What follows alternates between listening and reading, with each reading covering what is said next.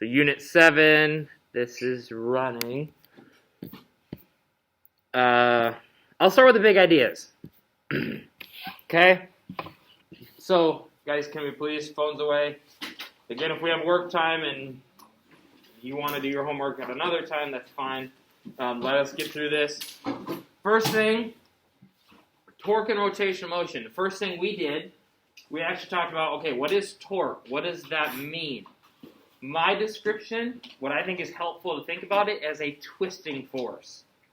It's the same thing as a force, but instead of linear, torque is rotational. It's how much you can twist something. So we did twisting force. Torque is often written as a tau. Right? It's a Greek T, I guess. Well, it looks like a half of a pie. Yeah, it's like a squiggle with a line underneath. There's lots of ways that people write tau. But tau is the variable that we give to torque, or twisting force. We then had to realize, okay, how do you make torques, right? Do they just happen?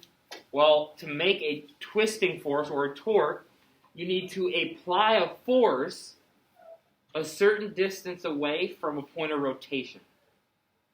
Right? So remember my example, I brought in that big vise, right? And I had a nut and bolt, and I tightened it down, and we tried to loosen that nut with a wrench.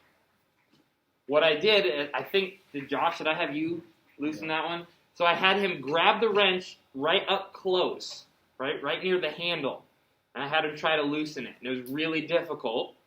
Then I tightened it back down and did the same thing, but now moving his hand to the end of the wrench. And it was a lot easier. Now he was applying the same force, same amount of strength, but what was changing between holding it close and holding it far away? Be more specific. What distance? From the point of rotation. Exactly. The radius, right? When you push on something and it causes rotation, you're pushing in a circular path. I want to know the radius of that force being applied. This is what you often hear as a lever arm. If you have a larger lever arm, you can apply more twisting force.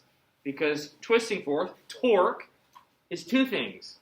Your force or the radius, the length of the wrench, so to speak.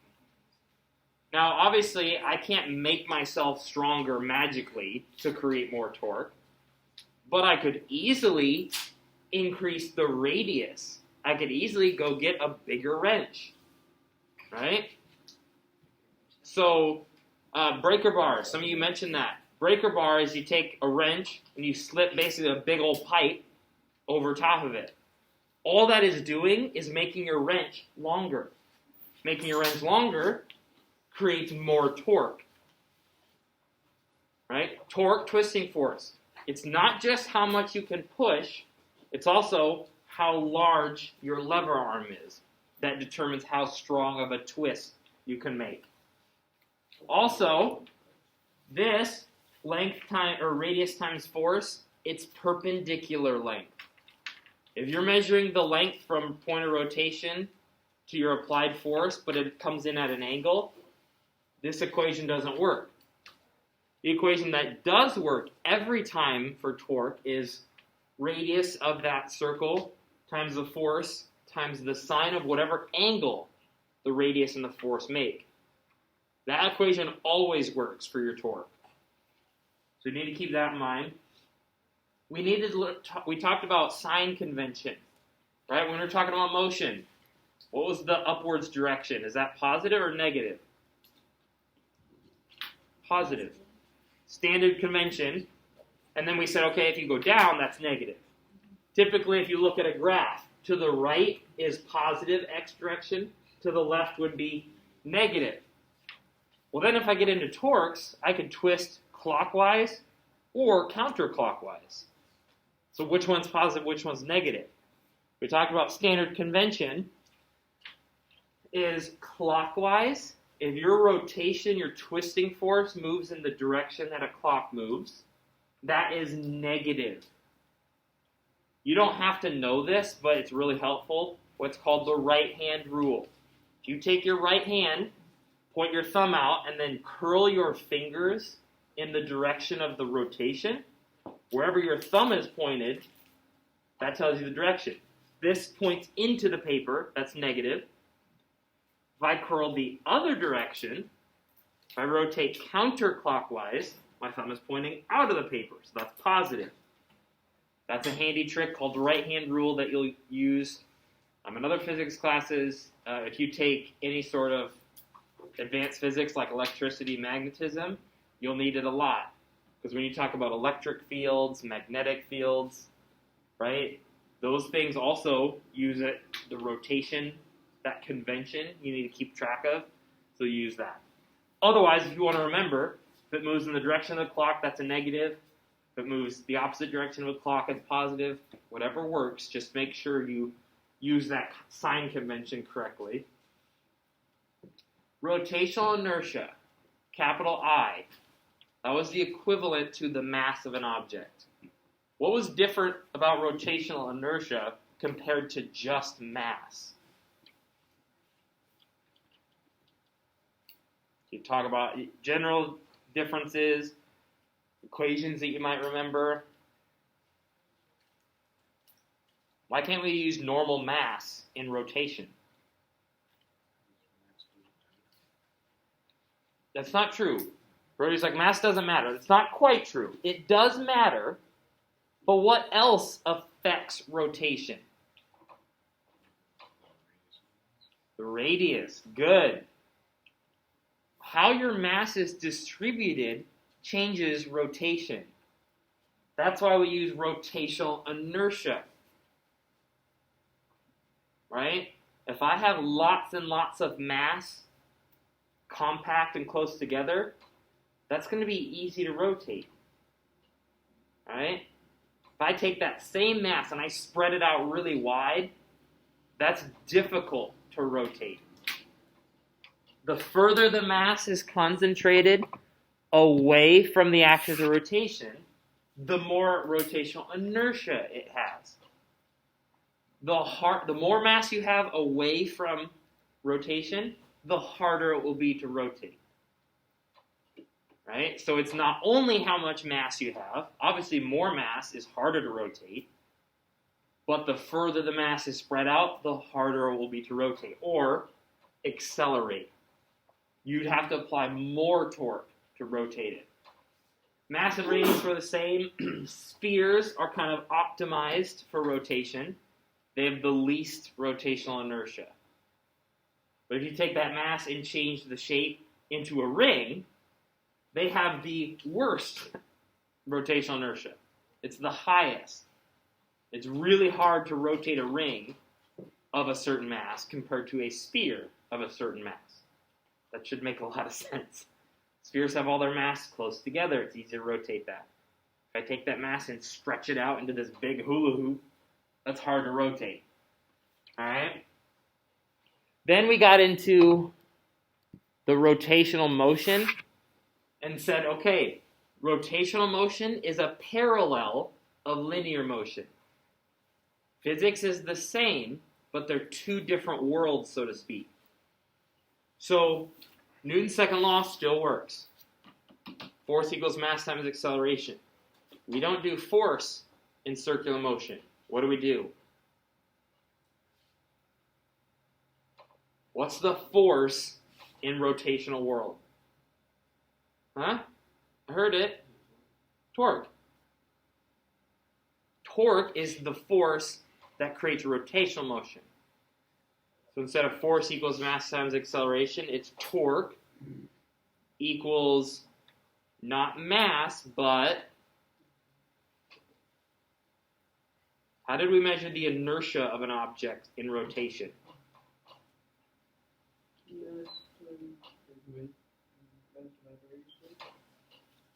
I wasn't looking for the exact definition or equation. It is mass and radius. We just talked about it.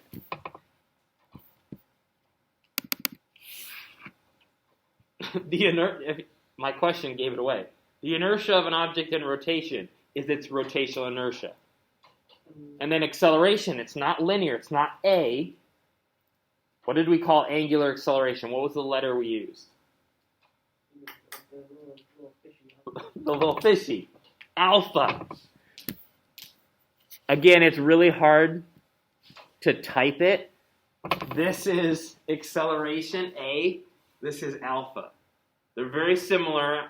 It's unfortunate that the fonts can't distinguish that. Again, I draw my alphas like a fishy, like that. There's different ways to write it. But on your equation sheet, this is what it looks like, so don't get confused. Also remember, if I see torque, oh, that's rotation. That's angular acceleration, not just acceleration. You see the parallels. This was linear, F equals ma. Rotational world, it's the same thing, but you got to use rotational variables. All right? Same thing with momentum. Objects, just like they could have linear momentum, they could have rotational momentum. There is a direct parallel equation. Instead of linear momentum, we have angular momentum, capital L. I honestly, I don't know where it comes from. It's probably from the Latin word for rotation or something. I don't know.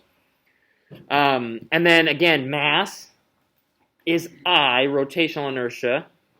Instead of linear speed, we're talking about rotational speed, omega.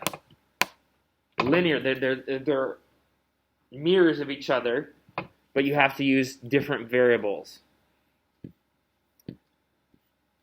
And then same thing that you can conserve linear momentum. We talked about collisions.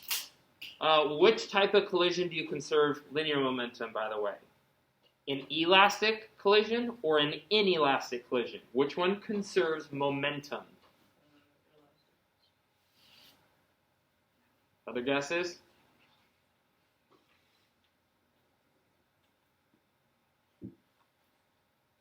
We got to remember this.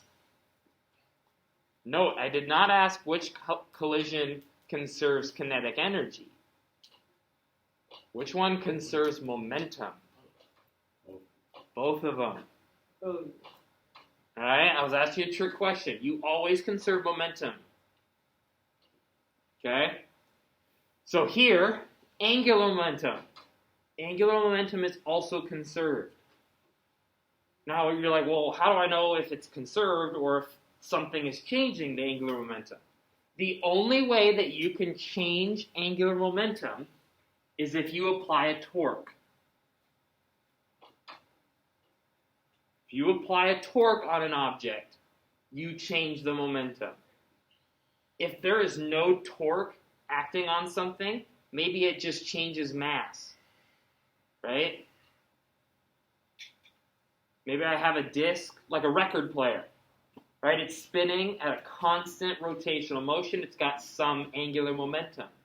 If I were to drop another disc directly on top of it, and it immediately latches on to the second discs, there's no torque acting.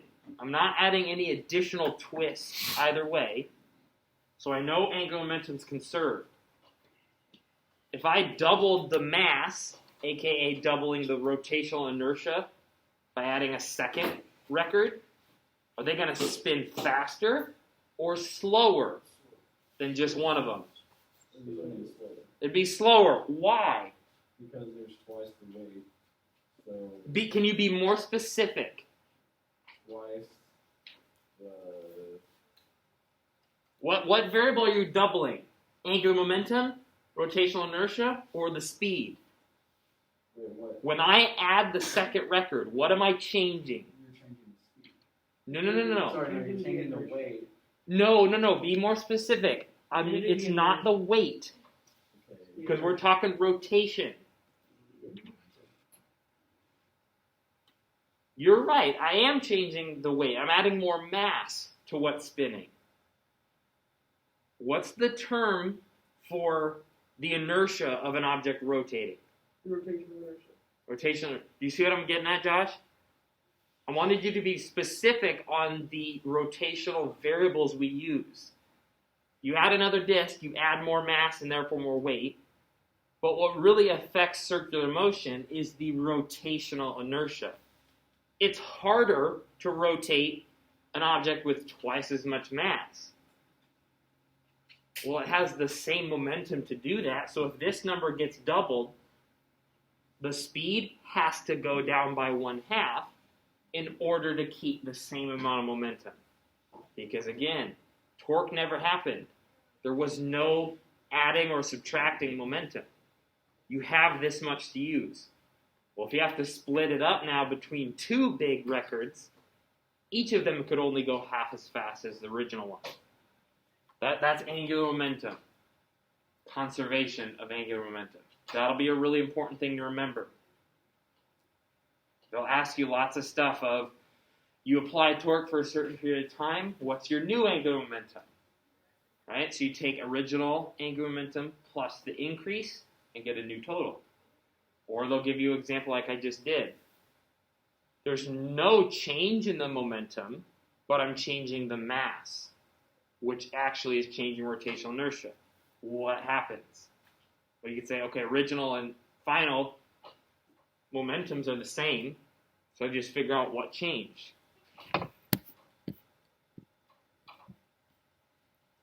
Same thing here. Angular momentum. If a force is acting linearly that causes rotation, you could figure out how much this linear momentum is in angular terms by just multiplying it by the radius. Then you could say, okay, well, I know momentum, P was just mv, so I have another equation that could also be equal to angular. Does that make sense? If I apply a force on the edge of a circle, it's going to push the circle in rotational motion. That's how you can use linear things to equal angular things, for lack of a better way to say that. Then we talked about this. Change in momentum, it must be a torque. You must have some outside twisting force changing. However long you apply that torque affects the change. So I could either apply a huge torque for a really small time and change the angular momentum. Or I could apply a really weak torque for a long period of time and have the same change in momentum. It's torque times the time that would equal how much it changes. Also remember, this is not equal to the new momentum. This is the change. To equal the new, you would need to take original plus the change to get the final. And then lastly, we talked about rotational kinetic energy. This is something you're going to use the practice FRQ. You're going to have an understanding of rotational kinetic energy. It's a linear relationship. There's a one-to-one parallel between linear kinetic energy, right? Something is moving with mass and velocity, compared to an object that's spinning with a certain amount of mass, which is rotational inertia, and a certain rotational speed. Same equation, we just use rotational variables.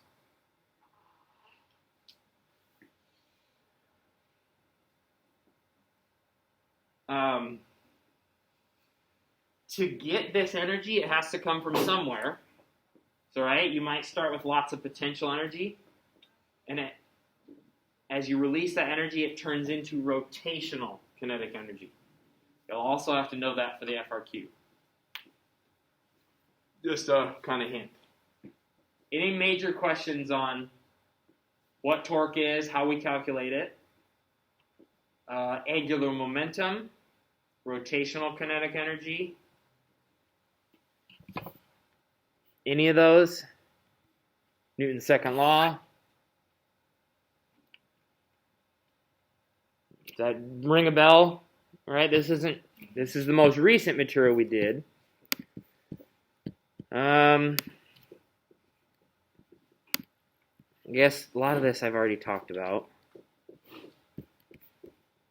I'll try to go through what we talked about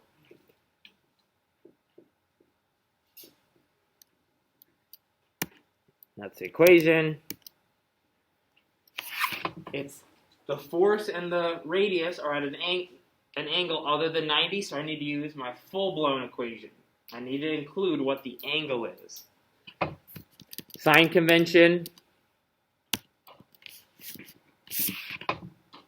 You have the point of rotation. This force creates this type of twist or rotation. It's pointed into the paper. That's negative. Clockwise motion is negative. If I put the force on the other side, the rotation goes like this. My hand follows the rotation. It's pointed up, so it's positive.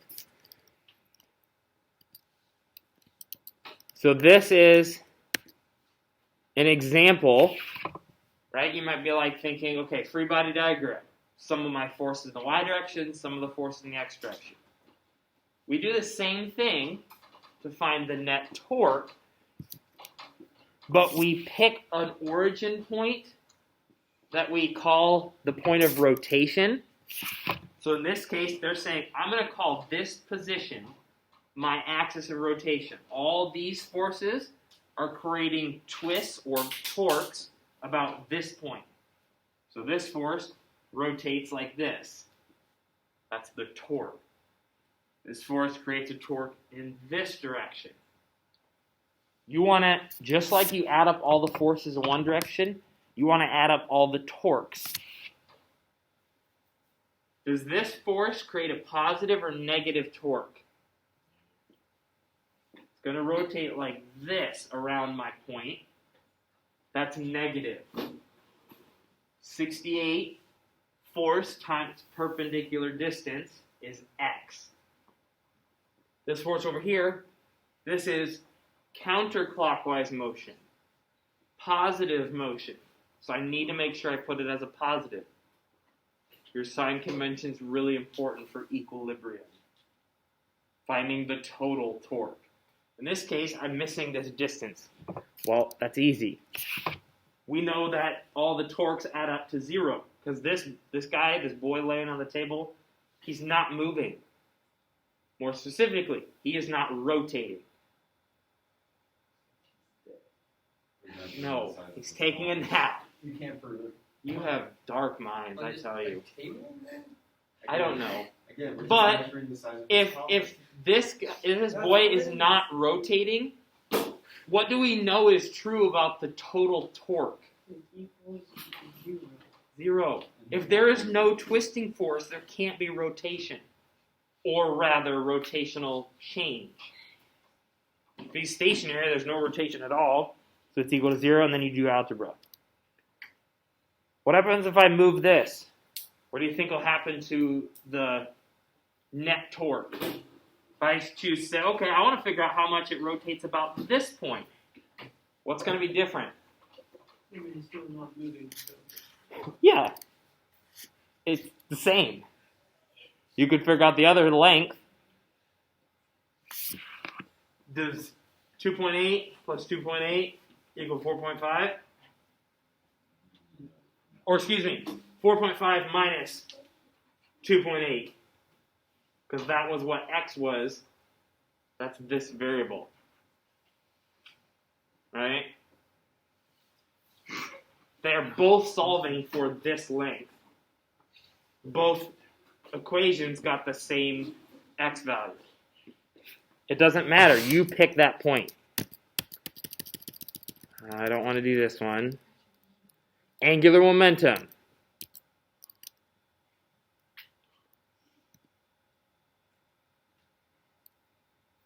Do you see the cross? That knife is supposed to be indicating if you cut the object down the middle and look at a cross section, you get an idea of how the mass is spread out. Which one of these has the largest rotational inertia? Another way to ask that is which of these is going to be the hardest to rotate? They have the same mass. It's the same amount of, they're both 1 kilogram. You said which one is the hardest to rotate? Yes. Ring. Why do we say this one? Yeah. Generally speaking, the mass is spread out the most. If it's really far out from the point of rotation, that's hard to do. This one, all the mass is kind of concentrated nice and tidy. This one's a little worse, right? You basically would have to squish this, pushes the mass out further. This one is, okay, blow a hole in the middle. You got to shove all that mass way outside. So if you look at a cross section, it's got mass evenly distributed, mass is spread out, mass is really spread out. You see that? The mass is far apart from the axis of rotation. That's bad. That's hard to do. I don't know how much you'll have to do with these equations. There's different equations to calculate moment of inertia for different shapes. I can't imagine how you could possibly need to know these. Either a problem will give it to you. Actually, are they on your equation sheet?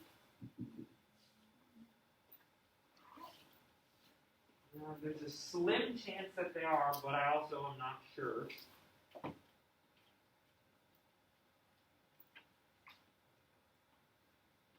Yeah, it's not looking like it.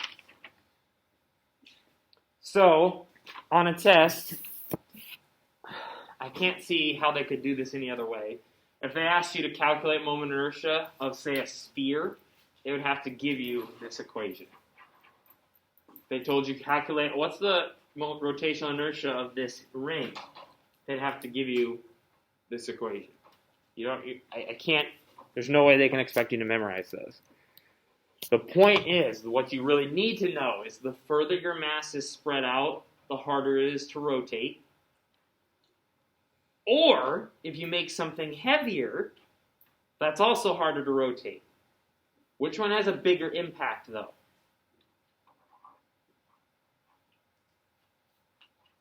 Which one is worse for rotation? Say I increase the mass a certain amount, or I increase the radius a certain amount. Which one has a bigger effect? Radius can square. Exactly. Use the equation. The equation tells you, whatever I change here, that effect is getting squared. That's really bad. Sure, mass will change the moment inertia. Rotational inertia, same thing. But radius will really change the moment inertia. Again, we talked about Newton's second law.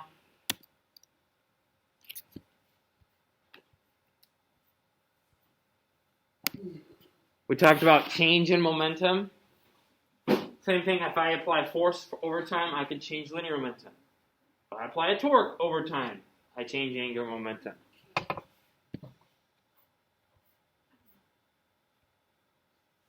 And then angular kinetic energy. Here's a good question. This is a really good question to set you up for our FRQ. Just a little insight. You have a bowling ball. Think back. We had a bowling ball, a solid cylinder, and a hollow cylinder, aka a ring. Right? Assume they all have the same mass. Same mass. It's just different shapes of the mass. If I let them roll down the ramp, which one gets to the bottom first? No. I got a vote for the bowling ball. Other votes? Another bowling ball vote. Another bowling ball vote. Whichever one's not the bowling ball. Okay, then both. They both. The bowling ball's not getting first. Think about it. Which one? To move down the ramp, you need kinetic energy. You need linear speed to move down this ramp. Right? Which one of these is harder to get rotating? Not the sphere. Not the sphere. I have no idea what this was. This one is the hardest to rotate. It's a tire. Right? They have the same amount of friction. Assume they're made of the same substance, because some of you might think, well, rubber is grippier than a bowling ball. Let's assume that's the same material. Well, they have the same weight, so you're going to get the same grip. How do they rotate? What's actually causing rotation? What force actually gets the object spinning? It's definitely not gravity. Is it normal force? No. Both those forces act through the dead center of each object. They can't create rotation. What other force is acting that would allow rotation to happen? What other forces are acting? Gravity. We already said that one, yes. That's why I didn't say gravity, because I thought it was. But that can't create rotation because it's moving through the center of the object. Your radius would be 0. You can't create a torque that way. The angle. There's a normal force of the board pushing back up, but that goes through the center of the mass. The angle of the board that's going down. You need forces. To create motion, you got to have forces. What other force acts? Friction. Friction. There's friction between rolling and the object. If the object's trying to roll this way, guess what? Friction is going the opposite way. If I apply a force a certain distance away, I create a twisting force. That creates rotation. Which one can create rotation easiest? Which of these objects is easiest to rotate? The bowling ball. We just talked about that one had the least rotational inertia. This object will be able to create, you need to create the rotation to move down the ramp. This one would create the motion easiest. Again, this is animated, I don't know. Yes, good. So the animation is realistic, right? Essentially, the bowling ball is able to convert all the stored energy, which is the same for all, into motion the easiest. Because it has the least inertia. Therefore, it gets there the fastest. Talk about rotational inertia. They're parallels. We don't talk about mass, we talk about rotational inertia. We don't talk about speed, we talk about angular speed. But it's the same equation. And I think that's it. All right. Any other questions about torque, angular momentum, rotational kinetic energy? Anything I can clarify? You guys alive and awake? You seem pretty dead. That's what's my highlight. I know. You said it, you guys a lot. Alright, so again, the next thing, again, I want to keep giving you guys exposure to FRQs. Virtual students, I have it posted. It's Unit 7 practice. Again, it's another, I think, 7.1, so another 13 minutes. I want to try, again, same timing. You need to get familiar with what kind of a pace do I need to move at to finish these problems. Because it's really a matter of the amount of points you earn determines how long you should spend on the question. Aiden, do you have a question? Yeah. Do we actually have virtual students for this class? Yeah, there's 2 virtual students. Oh. Yep.